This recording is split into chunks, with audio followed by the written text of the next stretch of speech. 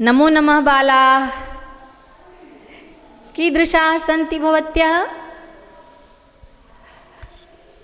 बच्चों, कुछ थोड़ी बहुत संस्कृत भी पढ़ रहे हो कि नहीं घर में? अच्छा, अभी हम संस्कृत के दूसरा पाठ पढ़ते हैं। आप सबके पास किताब तो होगी, अगर नहीं भी है तो आप कम से कम 2-3 चैप्टर डाउनलोड कर लो, नेट में दिए हुए हैं, क्योंकि ये पढ़ना ज़रूरी है। अभी आपको ग्रुप में असाइनमेंट भी दे रहे थे, तो बिना किताब के वो भी नहीं बनेगा। तो जिन बच्चों के पास किताब नहीं है, शेमुशी भाग 1 वो NCERT CBSE की साइट से डाउनलोड कर लें। 2-3 चैप्टर डाउनलोड करके प्रिंट आउट निकलवा लीजिए, तो आपको पढ़ने में आसानी रहेगी। तो उसमें पहला चैप्टर जो है वो सिलेबस में नहीं है, इसलिए हम लोग दूसरा चैप्टर पढ़ते हैं आज। दूसरा चैप्टर है स्वर्ण काकः। स्वर्ण काकः एक कहानी है जो कि नैतिक शिक्षा से संबंधित है। तो बहुत अच्छी कहानी है। आप लोग पाठ खोल लीजिए और एक एक लाइन, एक एक शब्द को बहुत ध्यान से सुनिए। जब आप एक एक शब्द का अर्थ समझते जाएंगे, सुनते जाएंगे ध्यान से, तो बहुत अच्छे से आपको पाठ समझ में आ जाएगा। तो हम साथ साथ शब्दों को संधि विच्छेद करके पढ़ेंगे, किसी शब्द की व्याकरण आ रही वो भी पढ़ेंगे, तो आपको बहुत ध्यान से सुनना है। पुरा कस्मिंश्चित् ग्रामे एका निर्धना वृद्धा स्त्री न्यवसत्। पूरा मतलब पहले, कस्मिंश्चित् किसी गांव में एक निर्धन वृद्ध स्त्री रहती थी। एक बहुत गरीब बूढ़ी स्त्री रहती थी। तस्याः च एका दुहिता विनम्रा मनोहरा च आसीत्। उसकी एक, तस्याः उसकी, तत् शब्द का स्त्रीलिंग है ना, षष्ठी विभक्ति। तस्याः च एका, और उसकी एक, विनम्र मनोहर, दुहिता यानी पुत्री, दुहिता पुत्री। पेंसिल लेकर बैठे साथ में, शब्दों का अर्थ लिखते जाएं। तो उसकी एक विनम्र और सुंदर पुत्री थी। एकदा माता स्थाल्याम तंडुलान निक्षिप्य पुत्रीम आदिदेश। हम जब क्लास में पढ़ते हैं तो आपको साथ साथ संस्कृत भी पढ़ाते जाते हैं, और अभी भी आप साथ साथ यदि इसको पढ़ते जाएंगे तो आपको और अच्छे से शब्द समझ में आएंगे। एकदा एक बार, माता स्थाल्याम यानी थाली में। स्थाली मूल शब्द क्या हुआ? स्थाली, और स्थाल्याम हुआ उसकी सप्तमी विभक्ति। एक बार माता ने थाली में तंडुलान, चावलों को, कच्चे चावल तंडुल होता है, और यदि पके चावल हुए तो उसको संस्कृत में ओदनम कहते हैं। तो एक बार माता ने थाली में चावलों को डालकर, निक्षिप्य डालकर, पुत्री को आदेश दिया। सूर्य आतपे तंडुलान खगेभ्यः रक्ष। क्या आदेश दिया? सूर्य आतपे, सूर्य की धूप से, सूर्य की गर्मी से, धूप से, चावलों की पक्षियों से, सूर्य की गर्मी में चावलों की पक्षियों से रक्षा करो। यानी धूप में जो चावल रखे हुए हैं उनको देखो कि पक्षी उन्हें खा न जाए। किंचित कालात् अनंतरम एका विचित्रा काका समुड्डीय तम उपाजगाम। किंचित काल अनंतरम, कुछ समय बाद, कुछ समय बाद एक विचित्र कौवा समुड्डीय उड़कर, ताम उपजगाम उसके पास आ गया। समुड्डीय उड़कर उसके पास आ गया। न एतादृशः स्वर्णपक्षः रजतचंचुः स्वर्णकाकः तया पूर्वं दृष्टः। न एतादृशः, एतादृशः मतलब इस प्रकार का, कि ऐसे इस प्रकार का, स्वर्णपक्षः सुनहरे पंखों वाला, रजत चंचू, रजत चांदी, चांदी की चोंच वाला, सोने का कौवा उसने पहले नहीं देखा। यानी इस तरह का सुनहरे पंखों वाला, चांदी की चोंच वाला सोने का कौवा उसने पहले नहीं देखा। तम तंडुलान खादंतम हसंतम च विलोक्य बालिका रोदितुम आरब्धा। तम उसको, किसको? कौवे को। तंडुलान खादंतम चावलों को खाते हुए और हंसते हुए, उसको चावलों को खाते हुए और हंसते हुए देखकर बालिका ने रोना शुरू कर दिया। रोदितुम आरब्धा, रोना आरंभ कर दिया। तम निवारयंती सा प्रार्थयत, उसे रोकते हुए, निवारयंती रोकती हुए, रोकती हुई उसने प्रार्थना की। कौवे को रोकते हुए बालिका ने प्रार्थना की, माँ भक्षय, मत खाओ। मदीया माता अतीव निर्धना वर्तते, मेरी माँ बहुत निर्धन है, बहुत गरीब है। स्वर्ण पक्षा का प्रोवाच, सुनहरे पंखों वाला कौवा बोला, माँ शुचा, शोक मत करो। माँ शुचा, शोक मत करो, दुख मत करो। सूर्योदयात प्राक, सूर्योदय से पहले, सूर्योदय से पहले ग्रामात् बहि पिप्पल वृक्षम अनुत्वया गंतव्यम आगंतव्यम, कि सूर्योदय से पहले गांव के बाहर पीपल के वृक्ष के पास तुम आ जाना। शोक मत करो, सूर्योदय से पहले गांव के बाहर जो पीपल का पेड़ है तुम उसके पास आ जाना, उसके पीछे आ जाना। अनु पीछे, वृक्षम अनु दिया है, एक साथ संधि करके दिए हुए हैं शब्द, ध्यान से देखें बच्चों। त्वया आगंतव्यम, त्वया प्लस आगंतव्यम, तुम्हारे द्वारा आना चाहिए, यानी तुम वहाँ आ जाना। अहम तुभ्यम तंडुलम मूलम दास्यामि, मैं तुम्हें चावलों का मूल्य दे दूंगा।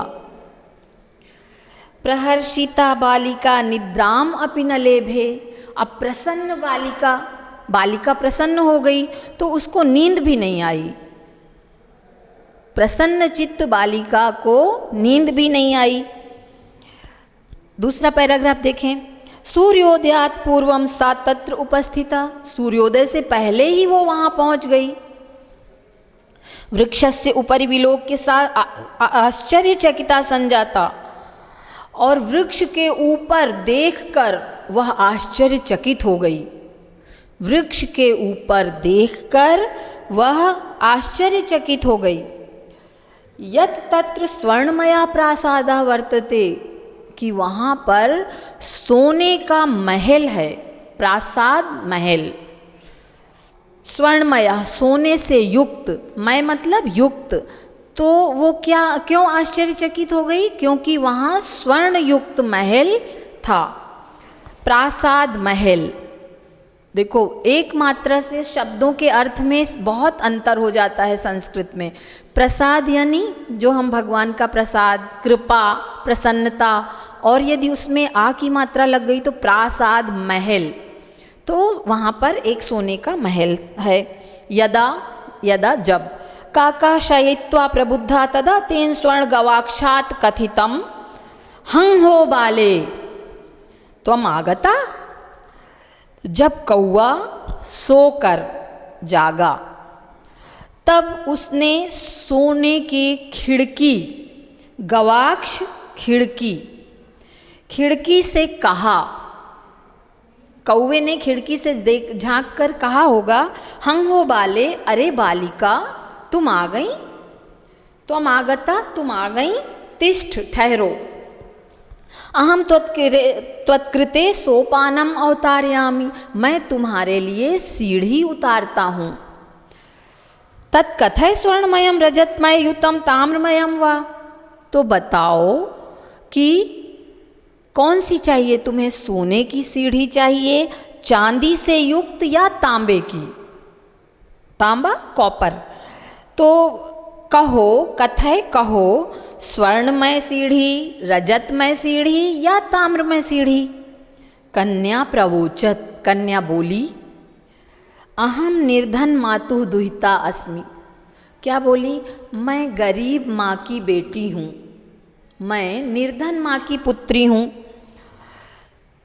ताम्र सोपानेन एव आगमिष्यामि, तांबे की सीढ़ी से ही आऊंगी। सोपान सीढ़ी, परम स्वर्ण सोपानेन सह स्वर्ण भवनम आसदाद, परंतु स्वर्ण सोपान से, सोने की सीढ़ी से वह सोने के महल में पहुंच गई। आसदाद पहुंच गई। चिरकालम भवने चित्र विचित्र वस्तूनि सज्जितानि, बहुत समय से, चिरकाल बहुत समय से भवन में विचित्र वस्तुएं सजी हुई थीं। विचित्र प्रकार के चित्र और वस्तुएं, चित्र विचित्र, विचित्र तरह की, अनोखी तरह की वस्तुएं, अद्भुत तरह की वस्तुएं भवन में सजी हुई थीं। दृष्ट्वा सा विस्मयं गता, देखकर वह आश्चर्यचकित हो गई। श्रांताम ताम विलोक्य काकः प्राह, थकी हुई उनको देखकर, श्रांता थकी हुई उन्हें देखकर कौवे से बोले, कौवे ने कहा, उसको थका हुआ देखकर, बालिका को थका हुआ देखकर कौवे ने कहा, बोला, पूर्वम लघु प्रातराशः क्रियताम। क्या बोला? पहले हम नाश्ता कर लेते हैं। लघु प्रातराशः, हल्का नाश्ता, तो पहले हम सुबह का नाश्ता कर लेते हैं। वध त्वम स्वर्ण स्थाल्याम भोजनम करिष्यसि, कौवा फिर पूछता है कि बताओ तुम सोने की थाली में भोजन करोगी? किम वा रजत स्थाल्याम युत ताम्र स्थाल्यम, कि तुम सोने की थाली में भोजन करोगी, चांदी की थाली में या तांबे की थाली में? वा मतलब अथवा। तो बालिका व्याजहार, बालिका बोली, व्याजहार बोली। कुछ नए नए शब्द हैं बच्चों पाठ में जो आपने पहले नहीं सुने और पढ़े हैं, इसलिए उन शब्दों को जरूर अर्थ नोट करें। पेंसिल से किताब में अर्थ लिखते जाएं तो आपको पढ़ने में समझ में आएगा। जैसे व्याजहार शब्द शायद आपने पहले नहीं पढ़ा होगा, इसी तरह आसदाद शब्द भी आया है, वो भी आपने पहले नहीं सुना पढ़ा होगा। तो इन शब्दों को जरूर नोट करें, अर्थों को। बालिका बोली, ताम्र स्थाल्याम एव अहम निर्धनाम भोजनम करिष्यामि। क्या बोली? कि मैं निर्धन तांबे की थाली में ही भोजन करूंगी। ताम्र स्थाल्याम एव अहम, तांबे की थाली में ही मैं भोजन करूंगी।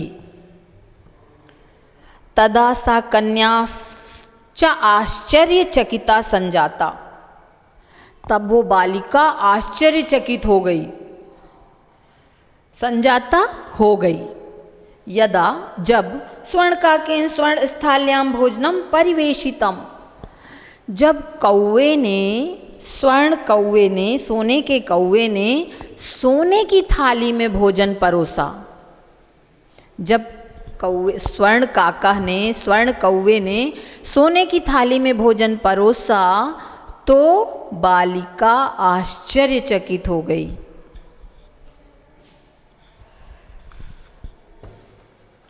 देखिए जैसे यहाँ पर बच्चों संजाता शब्द आया है, संजाता शब्द नोट करें। संजाता, ये चौक में एक चौक लेते हैं।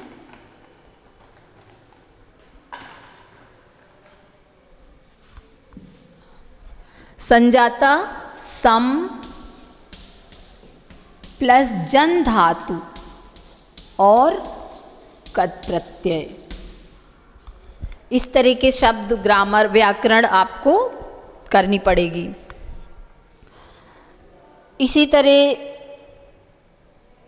शब्द आया है जैसे स्थाल्याम। स्थाल्याम शब्द का मूल शब्द स्थाल्याम,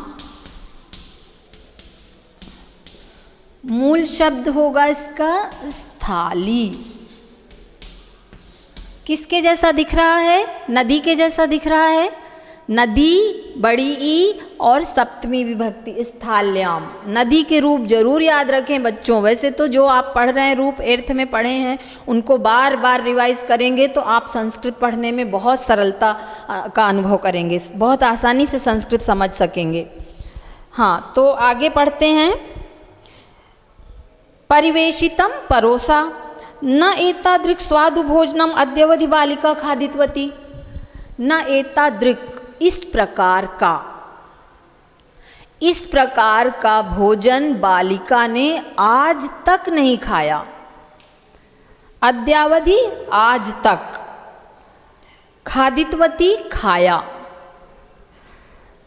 काकः ब्रूते कौआ बोला, बालिके अहम इच्छामि यत् त्वं सर्वदा च अत्रैव तिष्ठ परं तव माता वर्तते च एकाकिनी। कौआ बोला, हे बालिके मैं तो चाहता हूँ, अहम इच्छामि मैं चाहता हूँ कि तुम सदैव यहीं रहो, अत्रैव यहीं तिष्ठ रहो, परंतु तुम्हारी माता अकेली है। एकाकिनी अकेली, एकाकी पुल्लिंग हो गया, एकाकिनी अकेली स्त्रीलिंग हो गया। परंतु तुम्हारी माता वर्तते है, अस्ति। वर्तते मतलब क्या हुआ? अस्ति, वर्तते अस्ति है, परंतु तुम्हारी माता अकेली है। तुम शीघ्रमेव स्वगृहं गच्छ, तुम शीघ्र ही अपने घर को जाओ, जल्दी अपने घर को जाओ। इति उक्त्वा काकः कक्ष अभ्यंतर तिस्रः मंजूषा निसारितां प्रत्यवदत्। इति उक्त्वा ऐसा कहकर कौवे ने कमरे के भीतर से, कक्ष अभ्यंतर, कक्ष कमरा, अभ्यंतर अंदर भीतर, कमरे के भीतर से तिस्रः तीन, तिस्रः स्त्रीलिंग तीन, मंजूषा यानी बॉक्स पेटी निकाल कर उससे बोला, हे बालिके यथेक्षम गृहाण मंजूषाम एकाम, जैसा चाहती हो, यथ इच्छम जिस जैसी तुम्हारी इच्छा है वैसी एक मंजूषा, एक पेटी तुम ले लो। लघुतमा मंजूषाम प्रगृह बालिकया कथितम इयत् एव मदीय तंडुलानाम मूल्यम। लघुतमा सबसे छोटी, लघु लघुतर लघुतम, लघु छोटा, लघुतर उससे छोटा, लघुतम सबसे छोटा। तो सबसे छोटी मंजूषा यानी पेटी प्रगृह लेकर, ग्रहण करके बालिका ने कहा, यही मेरे चावलों का मूल्य है। दूसरे पेज में आइए। गृहम आगत्य, घर आकर, तया मंजूषा समुद्घटिता, घर आकर उसने पेटी को खोला, घर आकर उसने पेटी को खोला। तस्याम महा अर्हाणि हीरकाणि विलोक्य सा प्रहर्षिता तद्दिनात् धनिका च संजाता। उसमें से महा अर्हाणि बहुमूल्य, बहुत कीमती, जो चीज़ बहुत कीमती है उस महा अर्हाणि मतलब बहुमूल्य। तो बहुमूल्य हीरे को देखकर, हीरों बहुमूल्य कीमती हीरों को देखकर वह प्रसन्न हो गई और उसी दिन से वह धनवती हो गई। उसी दिन से वह क्या हो गई? अमीर हो गई, धनवती हो गई, बहुत पैसे वाली हो गई। तत् दिनात, देखो तत् धनिका अधिनात को हम संधि विच्छेद करते हैं। तत् तत् दिनात प्लस धनिका,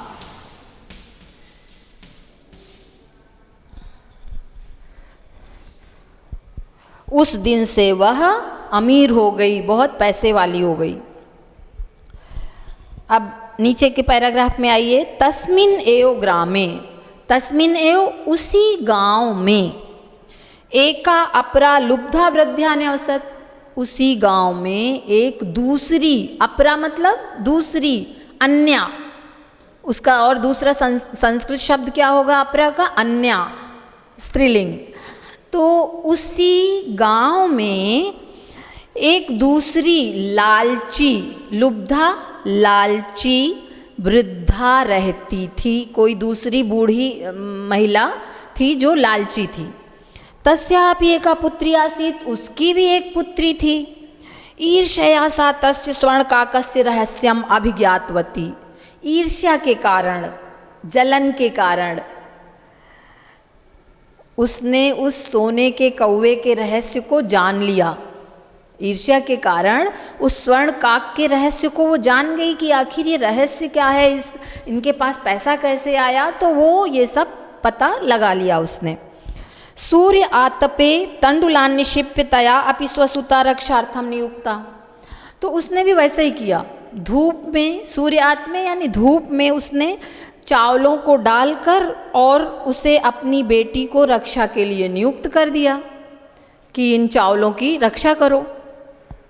तथैव स्वर्ण पक्षा काका तंडुलान भक्ष्यंताम अपि तत्रैव आकारयत, तो उसी प्रकार सुनहरे पंखों वाले कौवे ने चावलों को खाते हुए उसे भी वहीं पर बुलाया। जैसे पहले वाली कन्या को बुलाया था कि मैं चावल खा रहा हूँ तो तुम पीपल के पेड़ के पीछे आना और वहाँ पर आके अपने चावलों का मूल्य ले लेना, तो उसी तरह इसको भी बुला लिया। प्रातः तत्र गत्वा सा काकम निर्भर्त्स्यन्ती प्रवोचत, और सुबह वहाँ जाकर वो कौवे को डांटते हुए बोली। निर्भर्त्स्यन्ती, डांटते हुए, फटकारते हुए बोली, भो नीच काक, अरे नीच कौवे, अहम आगता, मैं आ गई हूँ, मह्यम तंडुल मूल्यम प्रयच्छ, मुझे चावलों का मूल्य दो। अरे नीच कौवे, मैं आ गई हूँ, मुझे चावलों का मूल्य दो। काकः अब्रवीत, कौवा बोला, अहम त्वत्कृते सोपानम उतारयामि, मैं तुम्हारे लिए सीढ़ी उतारता हूँ। तत्कथय, तो बताओ, कहो कि स्वर्णमय, रजतमय, ताम्रमय, या सोने की, चांदी की या फिर तांबे की। उसी तरह का प्रश्न उसने इस बालिका से भी किया कौवे ने। गर्वितया बालिका प्रोक्तम, अहंकार से भरी हुई, गर्व से भरी हुई बालिका ने कहा, स्वर्णमयेन सोपानेन अहम आगच्छामि, सोने की सीढ़ी से ही मैं आऊंगी, मैं तो सोने की सीढ़ी से ही आती हूँ। परम स्वर्ण काका तत्कृते ताम्रमयम सोपानम एव प्रायच्छत, परंतु कौवे ने उसको तांबे की सीढ़ी ही दी, तांबे की सीढ़ी ही दी, उस तत्कृते, उसके लिए। स्वर्ण काका ताम भोजनम अपि ताम्र भाजने ही अकार्यत, सोने व स्वर्ण पक्षों वाले, सोने के सुनहरे पंखों वाले कौवे ने उसको भोजन भी तांबे के बर्तन में ही करवाया। भाजन यानी पात्र, बर्तन, ताम्र, तांबा। सोने, सुनहरे पंखों वाले कौवे ने उसको भोजन भी ताम्र पात्र में ही कराया। प्रतिनिवृत्ति काले, अंतिम पैराग्राफ देखें बच्चों। प्रतिनिवृत्ति काले, लौटते समय, स्वर्ण काकेन, सुनहरे पंखों वाले कौवे ने कक्षाभ्यंतर, कमरे के भीतर, 3 मंजूषा, तीसरा मंजूषा तत्पुरा समुत्थिता, समुत्क्षिप्ता, तो और लौटते समय स्वर्ण पंखों वाले कौवे ने कमरे के भीतर से 3 मंजूषा, 3 पेटी उसके सामने लाकर रख दी। समुत्क्षिप्ताः, रख दी, तत्पुरः, उसके सामने। देखो तत्पुरः को कैसे अलग करेंगे, अच्छा समास शब्द है, अभी समास आपको नहीं समझाए गए होंगे। तो तत्पुरः उसके सामने समुच्छिप्ता क्षिप्ता रख दी। लोभाविष्टा सा बृहत्तमा मंजूषा गृहीतवती, और लालच के कारण लोभाविष्टा, लालच के कारण उसने सबसे बड़ी पेटी ली। गृहम आगत्य सा तर्षिता, और वो प्रसन्न, घर आकर प्रसन्न, यावत मंजूषाम उद्घाटयति, जैसे ही पेटी को खोलती है, तावत तस्या भीषणा कृष्ण सर्पा विलोकिता, तो उसमें से भयंकर काला सर्प देखती है।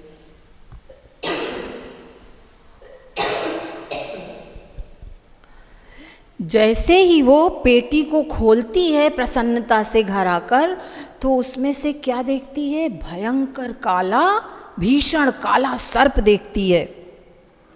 लुब्धया बालिका लोभस्य फलम प्राप्तम, लालची बालिका को लालच का फल मिल गया।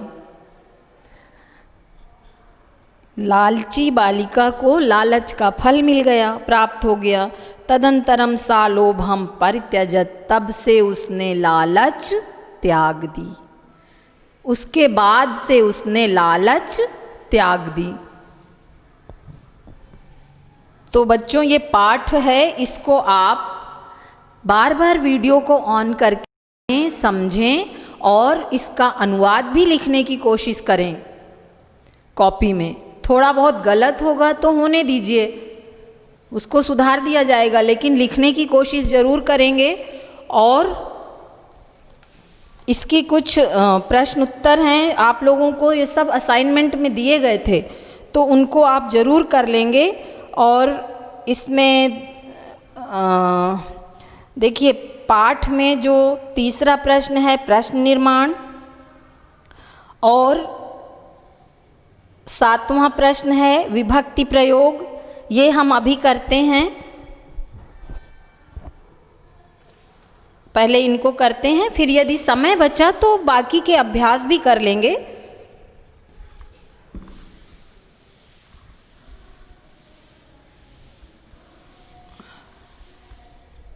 आपने पाठ पढ़ लिया है तो आप प्रश्न उत्तर भी अच्छी तरह कर पाएंगे पाठ से देख देख कर। ये जो पहला प्रश्न है कि अधोलिखिता नाम प्रश्ना नाम उत्तराणी संस्कृत भाषया लिखत, तो इनको आप कॉपी में नहीं, आप पुस्तक में ही कर लें। कॉपी में सिर्फ अनुवाद करेंगे, और पहले यदि असाइनमेंट दिया गया कॉपी में आपने किया है तो फिर दोबारा नहीं करेंगे। फिर दूसरा प्रश्न है कि विलोम पद पाठ से चुनकर लिखें। चलिए पहले दूसरा प्रश्न करते हैं, विलोम पद पाठ से चुनकर लिखते हैं। पहला शब्द क्या है? पश्चात। पश्चात के लिए विलोम पद पाठ में जो आया है वही लिखेंगे। क्या आया है? पूर्वम।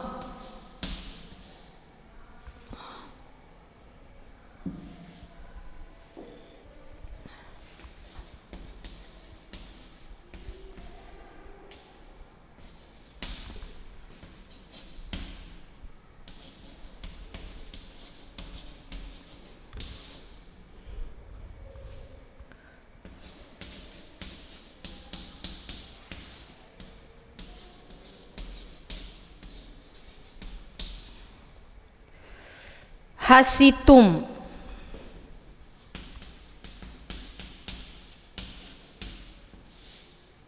हसितुम का विलोम क्या आया है पाठ में? रोदितुम।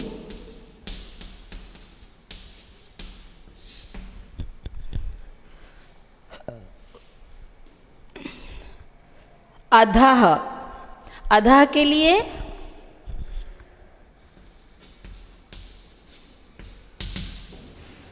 ऊपरी। श्वेतः।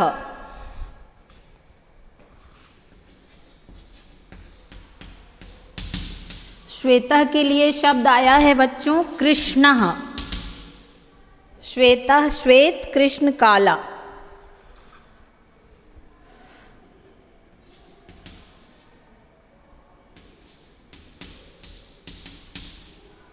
सूर्यास्त।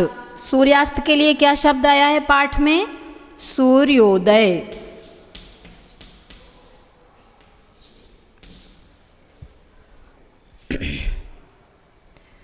फिर अंतिम शब्द है सुप्तः। सुप्तः के लिए प्रबुद्धः। सुप्तः सोया हुआ, प्रबुद्धः जागा हुआ।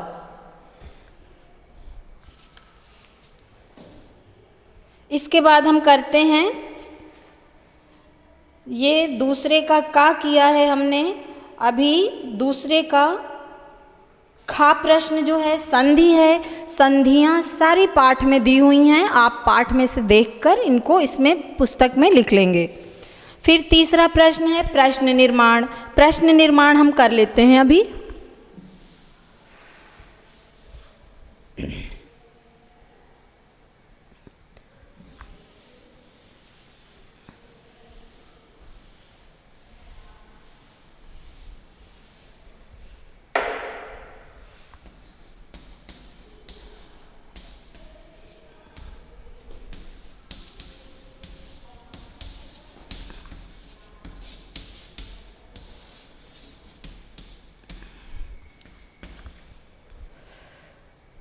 पहला है निर्धना स्त्री। ग्रामे निर्धना स्त्री अवसत। तो हमें किस शब्द के लिए प्रश्न बनाना है? निर्धना स्त्री। निर्धन यानी गरीब स्त्री। यदि हम हिंदी में प्रश्न बनाएंगे तो क्या बनाएंगे? कैसी स्त्री। तो कैसी के लिए संस्कृत में शब्द होता है कीदृशी। स्त्रीलिंग में कीदृशी, यदि पुल्लिंग है तो कीदृशः, नपुंसक लिंग है तो कीदृशम। तो यहाँ पर स्त्रीलिंग है इसलिए कीदृशी आया। फिर दूसरा प्रश्न है स्वर्ण काकम निवारयन्ती बालिका प्रार्थयत। स्वर्ण काकम कौन सी विभक्ति होगी?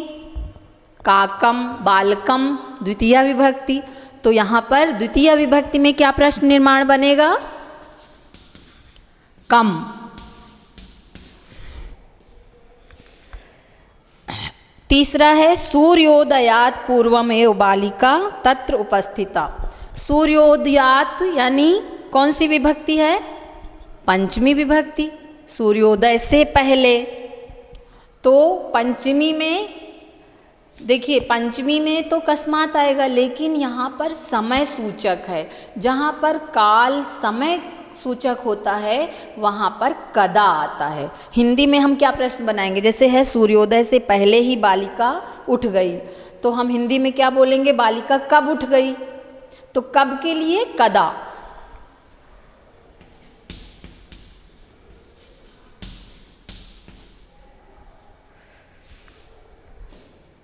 फिर चौथा प्रश्न है बालिका निर्धन मातुः दुहिता आसीत। निर्धन मातु यानी गरीब माता की पुत्री थी। माता की कारक चिन्ह कौन सी विभक्ति में आता है बच्चों? षष्ठी विभक्ति में। षष्ठी विभक्ति स्त्रीलिंग। तो क्या होगा षष्ठी विभक्ति स्त्रीलिंग में? किम के रूप? कस्याः, किसकी। फिर अंतिम प्रश्न है लुब्धा वृद्धा स्वर्ण काकस्य रहस्यम अभिज्ञातवती। तो स्वर्ण काकस्य मतलब सुनहरे कौवे का। फिर से कौन सी विभक्ति हुई? का, की, के षष्ठी विभक्ति। षष्ठी विभक्ति पुल्लिंग। तो क्या होगा यहाँ पर? कस्य। ठीक, इनको आप लिखेंगे, इसे पुस्तक में ही लिखेंगे, कॉपी में लिखने की ज़रूरत नहीं है। और यदि आपने पहले कॉपी में लिख लिया तो उसे लिखा रहने देंगे। प्रश्न निर्माण करने के लिए बच्चों किम शब्द के रूप आने चाहिए। यदि आपको तत् के रूप याद हैं सहतौते, तो किम के वैसे ही होते हैं, वो अपने आप आपको आ जाएंगे। तत्, यत्, किम ये सारे रूप एक जैसे होते हैं। इसके बाद हम करते हैं 7वां प्रश्न। जिसमें विभक्ति प्रयोग करना है। अच्छा बच्चों, 7वें प्रश्न में सभी में पंचमी विभक्ति का प्रयोग करना है और पंचमी विभक्ति के ये सब पुल्लिंग और नपुंसक लिंग के रूप हैं, तो ये आपको अच्छी तरह आते हैं, आप ये अपने आप कर लेंगे। तो अब हम कुछ इसमें से आपको प्रश्न देते हैं, आप उसे नोट करें। एक्स्ट्रा प्रश्न देते हैं, अतिरिक्त प्रश्न दे रहे हैं हम पाठ में से, तो आप उसको नोट करें। ये हैं अंतिम पैराग्राफ के लिए प्रश्न हैं। कहाँ से कहाँ तक के लिए प्रश्न दे रहे हैं हम? तस्मिन् एव ग्रामे से लेकर पर्यत्यजत तक के लिए हम प्रश्न दे रहे हैं। आप इनको नोट करें और फिर इनको हल करेंगे।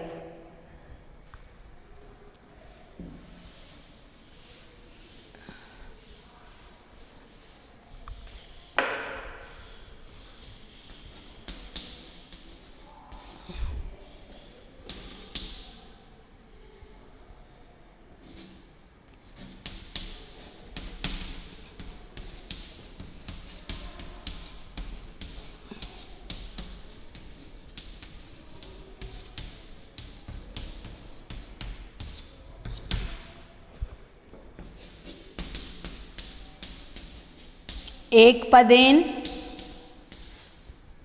पदेन में पहला प्रश्न लिखिएगा, जल्दी कॉपी में देखकर लिखेंगे।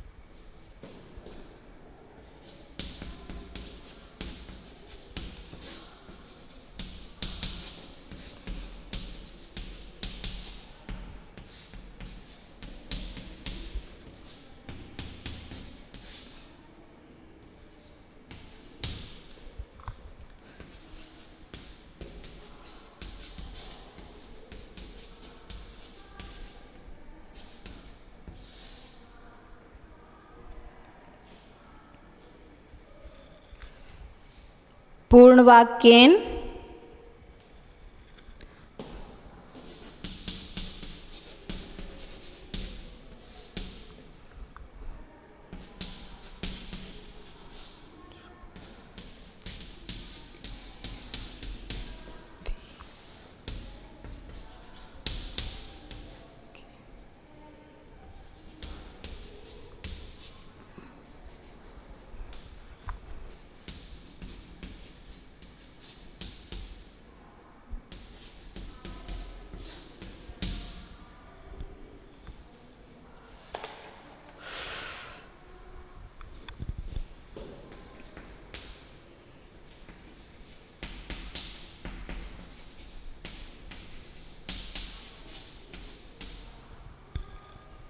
भाषिक कार्य।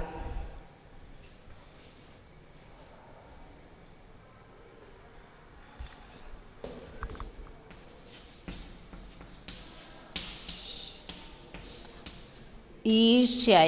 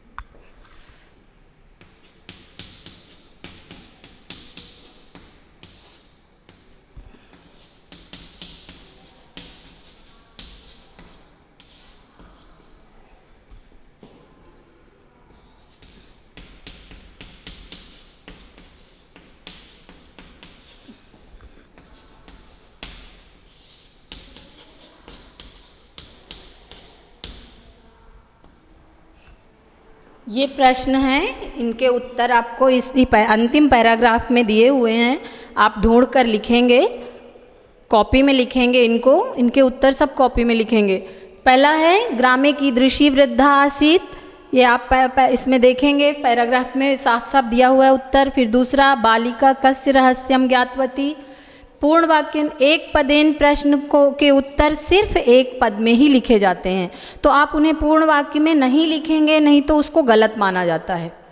तो जैसे आपको कभी कभी ऐसा लगे कि एक पद में उत्तर नहीं आ रहा है, ये तो 2-3 शब्द में उत्तर आ रहा है, तो फिर आप उसकी विभक्ति वचन हटाकर उसको एक शब्द बना दो, तो वो एक पद में हो जाएगा। फिर पूर्ण वाक्येन बालिका निर्भर्त्स्यन्ति किम अकथयत, कौवे से को डांटते हुए उसने क्या कहा था। फिर भाषिक कार्य में ईर्ष्या, इस पद का मूल शब्द क्या है। गर्वितया बालिका, यहाँ पर विशेष्य पद क्या है। ये आपको उत्तर लिखने हैं।